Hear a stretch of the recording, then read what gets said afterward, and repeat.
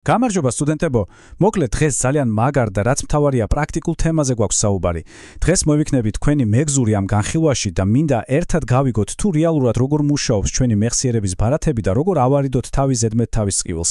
იცით, ისეთი ტექნიკური დეტალები უნდა განვიხილოთ, რაც ყოველდღიურ ცხოვრებაში განსაკუთრებით კი უნივერსიტეტში ნამდვილად გამოგადგებათ. აბა ერთხელ მაინც წარმოიდგინეთ ასეთი სიტუაცია. მთელი ღამე არ გიძინიათ, აკეთებთ 5 გიგაბაიტიან ვიდეო პროექტს, როგორც იქნა ამთავრებთ, გინდათ გადაიტანოთ სრულიად ცარიელ 32 გიგაბაიტიან ფლეშკაზე და ბამ, მოულოდნელად ამოხდა ერორი. კომპიუტერი გეუბნებათ, რომ ფაილი ძალიან დიდია. არა და ფლეშკა ცარიელია, ხო? სრულიად აბსურდია, საშინელად გამაღიზიანებელია რა? აი სწორედ ამ ერთ შეხედვით აუხსნელ პრობლემას დავშლით დღეს მარტივ მომრავლებად.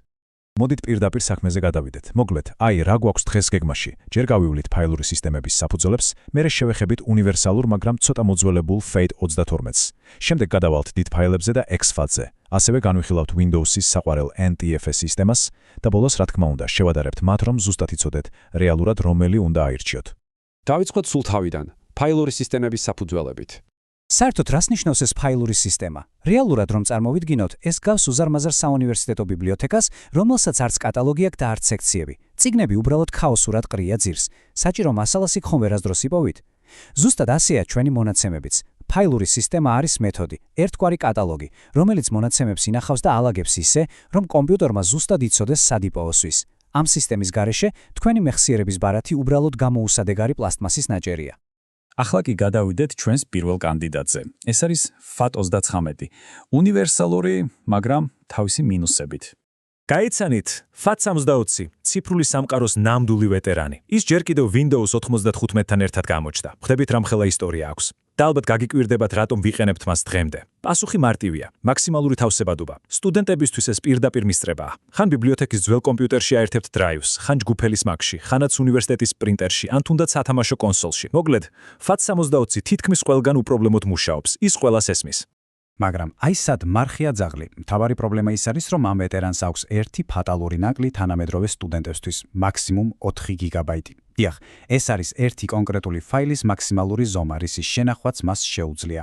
თუ თქვენი ფაილი თუნდაც 1 მეგაბაიტი დიდია, სისტემა უბრალოდ გაჭედავს და უარს გეტყვით ჩაწერაზე. აი ზუსტად ამიტომ ვერ იწერდით იმ 5 გიგაბაიტიან ვიდეოს სრულიად ცარიელ ფლეშკაზე დასაწყისში რომ ვახსენეთ. და ეს კიდევ ყველაფერი არ არის. მას დამატებითი შეზღუდვაც აქვს. დისკის დანაყოფის, ანუ პარტიციის მაქსიმალური ზომა მხოლოდ 2 ტერაბაიტია. ანუ თუ იყიდეთ ახალი მაგარი 4 ტერაბაიტიანი გარემყარი დისკი და FAT3-ს დააფორმატეთ, იძულებული იქნებით ეს დისკი შუაზე გაყოთ და 2 დამოუკიდებელ 2 ტერაბაიტიან ნაწილად აქციოთ. სწორედ აქ შემოდის სცენაზე ჩვენი შემდეგი თემა, XFAT. ეს უკვე დიდი ფაილების ტერიტორია. წარმოიდგინეთ, რომ ეს არის თანამედროვე ხიდი, რომელიც Microsoft-მა 2006 წელს შექმნა სპეციალურად იმისთვის, რომ FAT32-ის ეს საშინელი შეზღუდვები მოეხსნა. მისი მთავარი პლუსი, XFAT-ს აქვს ფაილის და დანაყოფის პრაქტიკულად ულიმიტო ზომები. ეს არის აბსოლუტური მხსნელი კინოსა და დიზაინის ფაკულტეტის სტუდენტებისთვის. უზარმაზარი 4K ვიდეოები, გიგანტური გრაფიკული პროექტები, ყველაფერს მარტივად, ყოველგვარი შეზღუდვის და თავის ტკივილის გარეშე შეინახავთ.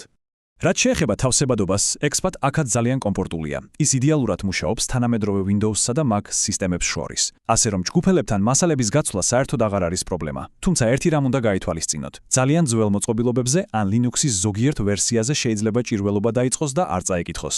მიუხედავად ამისა, თანამედროვე ყოველდღიურობაში ის ერთ-ერთი საუკეთესო ვარიანტია. ახლა კი დროა ყველაზე მძლავრ მოთამაშეზე ვისაუბროთ. ეს არის NTFS, Windows-ის მთავარი სისტემა. თუ თქვენს კომპიუტერზე Windows გაქვთ, დიდი შანსია, რომ მისი შიდა მეხსიერება სწორედ NTFS-ზე მუშაობდეს. და რა არის ახლა ამ სლაიდზე ყველაზე საინტერესო?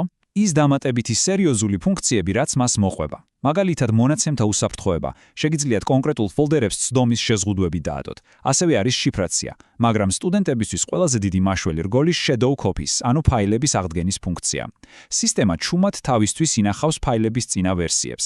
ასე რომ სადიპლომოზე მუშაობისას რამე რომ შემთხვევით წაშალოთ, პანიკა არ არის საჭირო. NTFS-ის წყალობით მის აღდგენას მარტივად შეძლებთ. მაგრამ რა თქმა უნდა, ყველაფერს თავისი მინუსი აქვს. NTFS-ს აქვს ერთი ძალიან დიდი დაბრკოლება თავსებადობის კუთხით. თუ თქვენ ამ სისტემით დაფორმატებულ ფლეშკას შეაერთებთ Mac-ში ან Linux-ზე, ფაილებს კი დაინახავთ და გახსნით, მაგრამ შიგნით ახალს ვერაფერს ჩაწერთან შეცვლით. ის Apple სისტემებზე მხოლოდ წაკითხვის, ანუ read-only რეჟიმში მუშაობს. ეს აუცილებლად უნდა გახსოვდეთ, როცა პროექტს მაგის მომხმარებელ მეგობარს უზიარებთ. მოდით ახლა ეს ყველაფერი ერთად შევკრათ. და ვნახოთ საბოლოოდ რა სურათს ვიღებთ. რომელი უნდა აირჩიოთ? აქ რაც გვაქვს წარმოდგენილი, ეს არის თქვენი საბოლოო სტუდენტური შპარგალკა. მოდით მარტივად გავიაროთ ეს ცხრილი. თუ თქვენი ფაილები არასდროს ხდება 4 გიგაბაიტს და გიწევთ ძველ ტექნიკასთან მუშაობა, თამამად აირჩიეთ FAT32. ეგ ყველაზე უსაფრთხოა. მეორე მხრივ, თუ მძიმე ფაილებთან გაქვთ საქმე და ხშირად გიწევთ Windows-სა და Mac-ს შორის ინფორმაციის გადატანა, XPAT არის თქვენი იდეალური ვარიანტი. და ბოლოს, თუ თქვენ ფლეშკას ექსკლუზიურად Windows-ზე იყენებთ და თქვენთვის მთავარი მონაცემების მაქსიმალური დაცვა და აღდგენა, მაშინ NTFS-ზე უკეთეს ვერაფერს იპოვით. მოკლედ, ყველაფერი მხოლოდ თქვენს საჭიროებებზეა დამოკიდებული. სანამ დავემშვიდობებით, მინდა ერთი საინტერესო კითხვა დაგიტოვოთ საფიქრალად.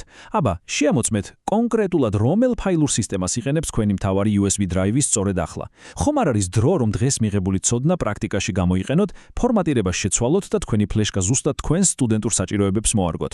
ძალიან დიდი იმედი მაქვს, რომ ეს ანალიზი დაგეხმარებათ მეხსიერების ეფექტურად მართვაში. აბა, წარმატებულ სწავლას და რაც მთავარია, უსაფრთხო ფაილებს გისურვებთ. დროებით.